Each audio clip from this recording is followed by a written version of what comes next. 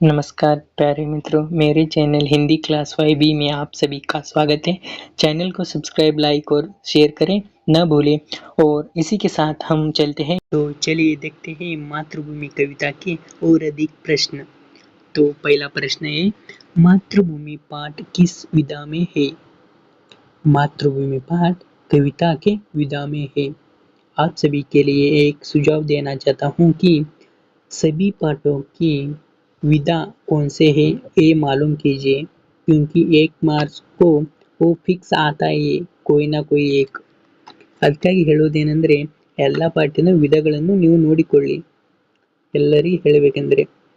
और दूसरा प्रश्न देखते हैं, वो मातृभूमि पाठ का आशय क्या है? मातृभूमि पाठದ ಆಶಯ ಏನು? ಆನ್ಸರ್ ನೋಡಿ, ಮಾತೃಭೂಮಿಗೆ ವಿಶಿಷ್ಟತಾ का परिचय.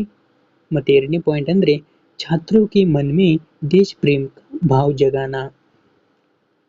ಅಂದ್ರೆ ವಿದ್ಯಾರ್ಥಿಗಳ ಮನದಲ್ಲಿ ದೇಶ ಪ್ರೇಮದ ಭಾವವನ್ನು ಜಾಗೃತಗೊಳಿಸುವುದು.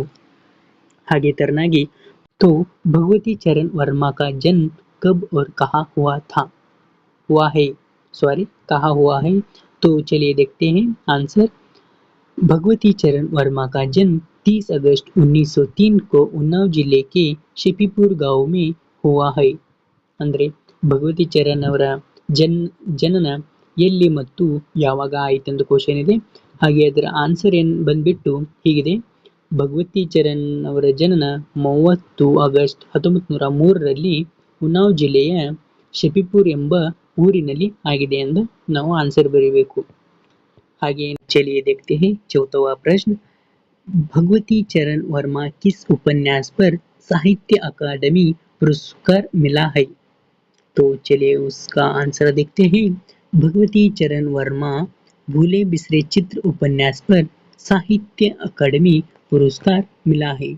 ಅಂದ್ರೆ ಅವರು ಕ್ವಶನ್ ಏನ್ ಕೇಳಿದ್ದಾರೆ ಅಂದ್ರೆ ಭಗವತಿ ಚರಣ್ ವರ್ಮಾ ಇದಾರಲ್ಲ, ಅವು ಯಾವ ಉಪನ್ಯಾಸ ಮೇಲೆ ಸಾಹಿತ್ಯ ಅಕಾಡೆಮಿ ಪುರಸ್ಕಾರವು ಸಿಕ್ಕಿದೆ ಎಂದು ಕ್ವಶನ್ ಇದೆ.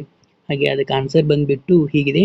भूले बिसरे चित्र उपन्यास पर साहित्य अकादमी पुरस्कार मिला है. तो देखते हैं पांचवा प्रश्न. तो पांचवा प्रश्न ऐसा है कि भगवती चरण वर्मा 2 ಪತ್ರಿಕಾओं के नाम लिखिए. ಅಂದ್ರೆ ಭಗವತಿ ಚರಣ್ ವರ್ಮಾ ಅವರು ಬರೆದಿರತಕ್ಕಂಥ 2 ಪತ್ರಿಕೆಗಳ ಹೆಸರನ್ನು ಬರೆಯಿರಿ ಎಂದು ಹೇಳಿದ್ದಾರೆ. ಅದರ ಆನ್ಸರ್ ಬಂದ್ಬಿಟ್ಟು ಹೀಗಿದೆ. ಭಗವತಿ ಚರಣ್ ವರ್ಮಾ 2 ಪತ್ರಿಕೆओं के नाम. ಒಂದನೇದು ಬಂದ್ಬಿಟ್ಟು ನವಜೀವನ್ ಮತ್ತು ಎರಡನೇದು ಬಂದ್ಬಿಟ್ಟು ವಿಚಾರ. ಹೀಗೆ ಎಂಬ 2 ಪತ್ರಿಕೆಗಳನ್ನು ಭಗವತಿ ಚರಣ್ ವರ್ಮಾ ಅವರು ಹೊರಡಿಸಿದ್ದಾರೆ. ಮತ್ತು 6ನೇ ಪ್ರಶ್ನೆ ಬಂದ್ಬಿಟ್ಟು ಹೀಗಿದೆ. ಭಗವತಿ ಚರಣ್ ವರ್ಮಾ ಕಾ ಮರಣ ಕಬ್ ಹುವಾ? ಅಂದ್ರೆ ಭಗವತಿ ಚರಣ್ ವರ್ಮಾ ಅದರಲ್ಲ, ಅವರು ಸಾವು ಯಾವಾಗ ಆಯಿತು ಎಂದು ಕೇಳಿದ್ದಾರೆ. 5 अक्टूबर 1981 में ಭಗವತಿ ಚರಣ್ ವರ್ಮಾ ಕಾ ಮರಣ ಹುವಾ ಅಂತ ಬರೀಬೇಕು. ಅಂದ್ರೆ 5 ಅಕ್ಟೋಬರ್ 1981ರಲ್ಲಿ ಅವರ ನಿಧನ ಆಯಿತು. ಹಾಗೆ ಬಂದ್ಬಿಟ್ಟು 7ನೇ ಪ್ರಶ್ನೆ ನೋಡಿ. ಕವಿ ಕಿಸ್ಸೆ ಪ್ರಣಾಮ್ ಕರ್ ರಹೆ ಹೈ? ಅಂದ್ರೆ ಕವಿ ಯಾರಿಗೆ ಪ್ರಣಾಮವನ್ನು ಸಲ್ಲಿಸ್ತಾ ಇದ್ದಾರೆ ಎಂದು ಕ್ವಶನ್ ಇದೆ. ಅದರ ಆನ್ಸರ್ ಬಂದ್ಬಿಟ್ಟು ಕವಿ ಮಾತೃಭೂಮಿ ಕೋ ಪ್ರಣಾಮ್ ಕರ್ ರಹೆ ಹೈ ಅಂತ ನೀವು ಆನ್ಸರ್ ಬರಬೇಕು. ಅಂದ್ರೆ ಕವಿಯವರು ಮಾತೃಭೂಮಿಗೆ ನಮನವನ್ನು ಸಲ್ಲಿಸುತ್ತಿದ್ದಾರೆ ಎಂದು ನೀವು ಬರೆಯಬೇಕು. ಹಾಗೆ ಬಂದ್ಬಿಟ್ಟು 8ನೇ ಪ್ರಶ್ನೆ ನೋಡಿ. ಮಾತೃಭೂಮಿ ಕೋ ಕ್ಯೂ ಪ್ರಣಾಮ್ ಕರ್ ರಹೆ ಹೈ? ಆಗ ಕವಿ ಮಾತೃಭೂಮಿಯವರಿಗೆ ಏಕೆ ಪ್ರಣಾಮವನ್ನು ಸಲ್ಲಿಸುತ್ತಿದ್ದಾರೆ ಎಂದ ಕ್ವಶನ್ ಬಂದ್ಬಿಟ್ಟು 8ನೇದು. ಹಾಗೆ ಅದರ ಆನ್ಸರ್ ಏನಂತ ಇದೆ ನೋಡಿ. ಮಾತೃಭೂಮಿ ಅಮರೋ ಕಿ ಜನನಿ ಹೈ, ಇಸ್ಲಿಯೇ ಮಾತೃಭೂಮಿ ಕೋ ಪ್ರಣಾಮ್ ಕರ್ ರಹೆ ಹೈ. ಅಂದ್ರೆ ನಿಮಗೆ ಮೊದಲೇ ಗೊತ್ತಿರೋ ಹಾಗೆ ಮಾತೃಭೂಮಿಯ ಅಮರೋ ಕಿ ಜನನಿ ಅಂತ ನಿಮಗೆ ಗೊತ್ತೇ ಇದೆ. ಅದಕ್ಕಾಗಿ ಮಾತೃಭೂಮಿ ಕೋ ಪ್ರಣಾಮ್ ಕರ್ ರಹೆ ಹೈ ಕವಿ. ಅಂದ್ರೆ ಅದರ ಸಂಬಂಧ ಕವಿಯವರು ಮಾತೃಭೂಮಿಗೆ ನಮನವನ್ನು ಸಲ್ಲಿಸುತ್ತಿದ್ದಾರೆ ಎಂದು ಆನ್ಸರ್ ಹೀಗೆ ಬರೆಯಬೇಕು. ಮತ್ತು 9ನೇ ಪ್ರಶ್ನೆ ಬಂದ್ಬಿಟ್ಟು ಮಾತೃಭೂಮಿ ಕೆ ಊರ್ ಮೇ ಕೌನ್ ಕೌನ್ ಭರೆ ಹೈ? ಮಾತೃಭೂಮಿ ಕೆ ಊರ್ ಮೇ ಕೌನ್ ಕೌನ್ ಭರೆ ಹೈ? तो आंसर ऐसा होगा कि उसका मातृभूमि के उर में गांधी, बुद्ध और राम भरे हैं। ये थोड़ा क्वेश्चन बहुत ही ज़्यादा बार रिपीट हुआ है, इसलिए थोड़ा इस पे हाईलाइट कीजिए। तो ಅಂದರೆ ಇದು ಪ್ರಶ್ನೆ ಸ್ವಲ್ಪ ರಿಪೀಟ್ ಆಗಿದೆ, ಅದರ ಸಂಬಂಧ ನೋಡಿಕೊಳ್ಳಿ ಇದನ್ನು. ಇದರ ಆನ್ಸರ್ ಬಂದ್ಬಿಟ್ಟು ಏನು ಕ್ವಶನ್ ಏನಿದೆ ನಿಮಗೆ ಹೇಳ್ತೀನಿ. ಮಾತೃಭೂಮಿಗೆ ಉರ್ಮೆ, ಮಾತೃಭೂಮಿಯ ಎದೆಯಲ್ಲಿ ಯಾರು ಇದ್ದಾರೆ ಅಂತ ಕ್ವಶನ್ ಇದೆ. ಅದರ ಆನ್ಸರ್ ಬಂದ್ಬಿಟ್ಟು मातृभूमि उर्मे गांधी, बुद्ध और राम है, ऐसा लिखने का. तो चलिए तो इधर और एक प्रश्न, 10वां प्रश्न ये देखिए आपके सामने. हिंदी साहित्य में किस कवि का नाम आदर के साथ लिया जाता है? तो आपका आंसर क्या होना चाहिए? भगवती चरण वर्मा के नाम को हिंदी साहित्य में आदर के साथ लिया जाता है.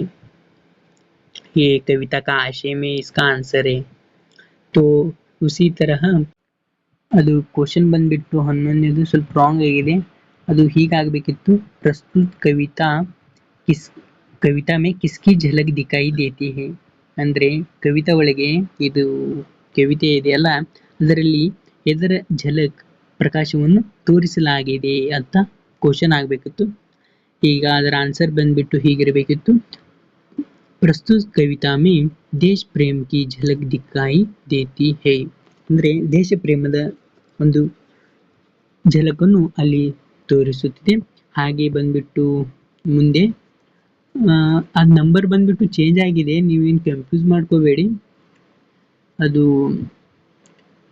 L1 ಕ್ವಶನ್ ನಾನು ಕಂಟಿನ್ಯೂ ಮಾಡ್ತೀನಿ. ಹಾಗೆ ನೋಡಿ ನೀವು. ಮಾತೃಭೂಮಿ ಕವಿತಾ ಮೇ ಕಿಸ್ಕೆ ಬಾರೆ ಮೇ ವರ್ಣನ್ ಹೈ. ಅಂದರೆ ಮಾತೃಭೂಮಿ ಕವಿತೆ ಇದೆಯಲ್ಲ, ಅದರಲ್ಲಿ ಎದರ ಬಗ್ಗೆ ವರ್ಣಿಸಲಾಗಿದೆ ಎಂದು ಕ್ವಶನ್ ಇದೆ. ಅದರ ಆನ್ಸರ್ ಬಂದ್ಬಿಟ್ಟು ಹೀಗೆ ಬರಬೇಕು ನೀವು. मातृभूमि कविता में वन संपदा और खनिज संपत्ति के बारे में वर्णन है. ಅಂದರೆ ವನ ಸಂಪತ್ತು ಇದೆಯಲ್ಲ ಮತ್ತು ಖನಿಜಗಳ ಸಂಪತ್ತಿ ಇದೆಯಲ್ಲ, ಅದರ ಬಗ್ಗೆ ವರ್ಣಿಸಲಾಗಿದೆ ಎಂದು ಹೇಳಬೇಕು. ಮತ್ತು ಹಾಗೆ ಬಂದ್ಬಿಟ್ಟು ಕೆಳಗೆ 13 ಕ್ವಶನ್ ಅದು 4 ಆಗಿದೆ. ಓಕೆ, ನಾ 4 ಅಂತಾನೆ ಹೇಳ್ತೀನಿ, ಕಂಟಿನ್ಯೂ ತಗೊಳ್ಳಿ. 4 कवि किसके स्मरण करते हैं? कवि किसके स्मरण करते हैं? तो आंसर ಬಂದ್ಬಿಟ್ಟು ಹಿಂಗಿರಬೇಕು. कवि भारत के महान ವಿಭೂತಿಯೋ ಕೋ ಸ್ಮರಣ करते हैं. ಅಂದ್ರೆ ಯಾರು ನೆನಪಿಸಿಕೊಳ್ಳುತ್ತಿದ್ದಾರೆ ಕವಿ ಅಂತ ಕೇಳಿದ್ದಾರೆ ಕ್ವಶನ್. ಅದರ ಆನ್ಸರ್ ಬಂದ್ಬಿಟ್ಟು ಹೀಗೆ. ಅಂದ್ರೆ ಕವಿ ಮಹಾನ್ ವಿಭೂತಿಯೋ, ಮಹಾನ್ ವ್ಯಕ್ತಿಗಳಿದಾರಲ್ಲ, ಅವ್ರನ್ನ ನೆನೆಸಿಕೊಳ್ಳುತ್ತಿದ್ದಾರೆ. ಸ್ಮರಿಸುವ ಅಂದ್ರೆ ನೆನೆಸಿಕೊಳ್ಳೋದು, ಸ್ಮರಿಸುವ ನೆನೆಸಿಕೊಳ್ಳೋದು. Okay, point out. and next one 5th question, then you continue. मातृभूमि कविता में किसका परिचय प्राप्त होता है? ಅಂದ್ರೆ ಮಾತೃಭೂಮಿ ಕವಿತೆ ಅಂದ್ರೆ ಕವಿತೆ ಇದೆಯಲ್ಲ, ಅದರಲ್ಲಿ ಎದರ ಪರಿಚಯ ನಮಗೆ ಅರಿವಾಗುತ್ತೆ. ಪ್ರಾಪ್ತ ಅಂದ್ರೆ ನಮಗೆ ಗೊತ್ತಾಗುತ್ತೆ.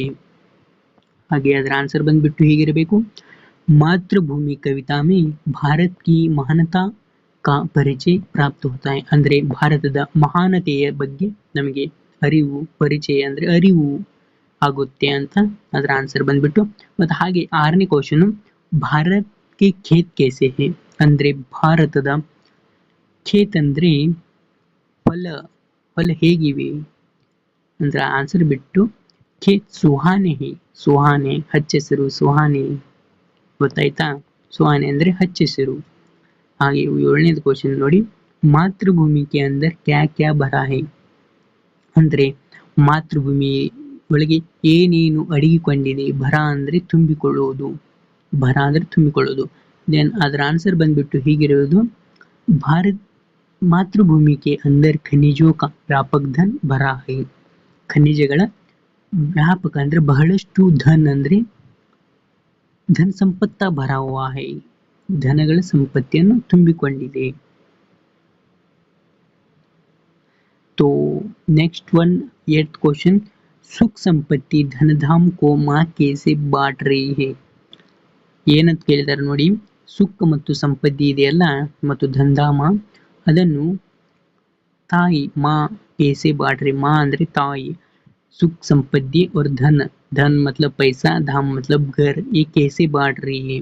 तो इसका आंसर क्या होगा, माँ धन धाम को और सुख संपत्ति को माँ मुक्त हस्त से बांट रही है। हस्त मतलब हाथ, रिमेंबर दैट, हस्त मतलब हाथ। तो नेक्स्ट वन क्वेश्चन, ये 9वां प्रश्न है ना, ये डेफिनेटली फिक्स क्वेश्चन है, वो 50% ही फिक्स है क्वेश्चन, मतलब ये तो आता है नहीं तो और एक है वो दोनों में से एक फिक्स क्वेश्चन है। दूसरा मतलब कौन सा मालूम है क्या, वो मातृभूमि का स्वरूप कैसे शोभित है, वो प्रश्न नहीं तो ये प्रश्न, दोनों में से एक तो फिक्स ही आता है क्वेश्चन। तो यह बहुत केयरफुली ऑब्जर्व करना चाहिए आपको। ಅಂದ್ರೆ ಇದು ये भारत के ಪ್ರಕೃತಿ ಸೌಂದರ್ಯ का वर्णन कीजिए ಇದು, और ಇನ್ನೊಂದು ಬಂದ್ಬಿಟ್ಟು ಮಾತೃಭೂಮಿ के स्वरूप कैसे ಶೋಭಿತ है ಇದು, ಇದ್ರೊಳಗೆ ಎರಡು ಒಳಗೆ ಯಾವುದಾದ್ರೂ ಒಂದು ಫಿಕ್ಸ್ 100% ಬಂದೇ ಬರುತ್ತೆ ನಿಮ್ಮ ಆನ್ಯುವಲ್ ಎಕ್ಸಾಮ್ದಲ್ಲಿ, ತಪ್ಪದೇ ಬರುತ್ತೆ, ಅದಕ್ಕಾಗಿ ಹೇಳ್ತಿರೋದು ಪ್ರಾಕ್ಟೀಸ್ ಮಾಡಿ ಅಂತ. ಹೀಗೆ ತಗೊಳ್ಳಿ, ಯಹ ಹರೇಬ್ ಅಂದ್ರೆ ಅದ್ರ ಆನ್ಸರ್ ಬಂದ್ಬಿಟ್ಟು ಏನಾಗ್ಬೇಕಂತ, ಭಾರತ್ ಮಾँ के ಪ್ರಕೃತಿ ಸೌಂದರ್ಯ का वर्णन कीजिए, ಭಾರತ ಮಾತೆಯ ಪ್ರಕೃತಿ ಹೇಗಿದೆ, ಸೌಂದರ್ಯ ಪ್ರಕೃತಿ ಒಳಗಿನ ಸೌಂದರ್ಯ ಹೇಗಿದೆ ಎಂದು ವರ್ಣಿಸಿ ಎಂದು ಹೇಳಿದ್ದಾರೆ. ಅದರ ಆನ್ಸರ್ ಬಂದ್ಬಿಟ್ಟು ಹೇಗಿರಬೇಕು, ಯಹ ಹರೇ ಭರೇ ಖೇತ್ ಸುಂದರ್ ಸೆ ದಿಖಾಯಿ ಪಡ್ತೆ, ಅಂದ್ರೆ ಹಚ್ಚ ಹಸಿರಾಗಿರ್ತಕ್ಕಂತಹ ಸುಂದರ ಆಗಿರ್ತಕ್ಕಂತಹ ದಿಖಾಯಿ ಪಡ್ತೆ, ಖೇತ್ ಅಂದ್ರೆ ಹೊಲ ಗದ್ದೆಗಳು ಕಂಡು ಬರ್ತವೆ ಹಚ್ಚ ಹಸಿರಾಗಿ. ನೆಕ್ಸ್ಟ್ ಪಾಯಿಂಟ್ ಬಂದ್ಬಿಟ್ಟು यहाँ के वन उपवन में फल फूल खिले, ಅಂದ್ರೆ ವನ್ ಅಂದರೆ ಕಾಡು ಮರ ಈ ಕಡೆ ಮತ್ತು ಹೊಲಗದ್ದೆಗಳಲ್ಲಿ ಫಲ್ ಮತ್ತು ಫೂಲು ಹಣ್ಣು ಮತ್ತು ಹಂಪಲುಗಳಿಂದ ಕೂಡಿದೆ. ಮತ್ತು ಮೂರನೇ ಪಾಯಿಂಟ್ ಬಂದ್ಬಿಟ್ಟು ಧರ್ತಿ ಕೆ ಅಂದರ್ ಖನಿಜೋ ಕಾ ಭಂಡಾರ और बहुत धन भर भारत में बसा है, ಅಂದ್ರೆ ಭಾರತದಲ್ಲಿ ಬಹಳಷ್ಟು ನೆಲದ ಕೆಳಗೆ ಬಹಳಷ್ಟು ಖನಿಜಗಳು ಇವೆ ಅಂತ, ಮಣ್ಣಿನಲ್ಲೇ ಖನಿಜ ಇರುತ್ತೆ ಅಂತ ಹೇಳಿದ್ದಾರೆ. बहुत धन पैसे, धन मतलब पैसा है, ऐसे कवि प्राकृतिक सौंदर्य को वर्णन करते हैं. और 4ನೇ ಪಾಯಿಂಟ್ ಬಂದ್ಬಿಟ್ಟು धन धाम को माँ अपने मुक्त हाथों से बांट रही है, ಅಂದ್ರೆ ರೊಕ್ಕ ಮನಿ ಇವೆಲ್ಲ ಅವನು ಮಾತೃಭೂಮಿ ಮಾ अपने मुक्त हाथों से ಅಂದ್ರೆ ಕೈಗಳಿಂದ ಬಾಂಟ್ ರही है, ಬಾಟ್ ಅಂದ್ರೆ ಹಂಚುವುದು ಅಂತ ಇಲ್ಲಿ ವರ್ಣಿಸಲಾಗಿದೆ. ನೀವು ಇನ್ನೊಂದು ಪಾಯಿಂಟ್ ಹೇಳ್ಬೇಕಂದ್ರೆ, ನಾನು ಹೇಗೆ ಪಾಯಿಂಟ್ ಮಾಡಿ ಬರ್ದಿದ್ದೀನಲ್ಲ 9ನೇ ಕ್ವೆಶ್ಚನ್, ಹಾಗೆ ಬರೆಯಕ್ಕೆ ಹೋಗಬೇಡಿ, ಅದನ್ನು ಕಂಟಿನ್ಯೂ ಸಾಲಿನಲ್ಲಿ ಬರೆಯಿರಿ, ಇಲ್ಲದ್ರೆ ಈ ಮಾರ್ಕ್ಸ್ ಸಿಗೋದಿಲ್ಲ. ಮತ್ತು ಕೇರ್ಫುಲ್ ಆಗಿ ಕ್ವೆಶ್ಚನ್ ಅನ್ನು ಅಬ್ಸರ್ವ್ ಮಾಡಿ ಅದಕ್ಕೆ ಆನ್ಸರ್ ಬರೆಯಿರಿ. ಕ್ವೆಶ್ಚನ್ ರೀಡ್ ಇಲ್ಲದೆ, ಓದದೇ ಇಲ್ಲದೆ ಆನ್ಸರ್ ಬರೆಯಕ್ಕೆ ಹೋಗಬೇಡಿ. ಮತ್ತು ಥ್ಯಾಂಕ್ ಯು. ಏನಾದರೂ ಡೌಟ್ ಇದ್ದರೆ ನನಗೆ ಕಾಮೆಂಟ್ ಮಾಡಿ, ಮತ್ತು ನಿಮಗೆ ಯಾವುದೇ ಲೆಸನ್ ಬೇಕು ನೆಕ್ಸ್ಟ್ ನನಗೆ ಕಮೆಂಟ್ ಮೂಲಕ ತಿಳಿಸಿ. तो टाटा एंड लाइक सब्सक्राइब करना मत भूलिए.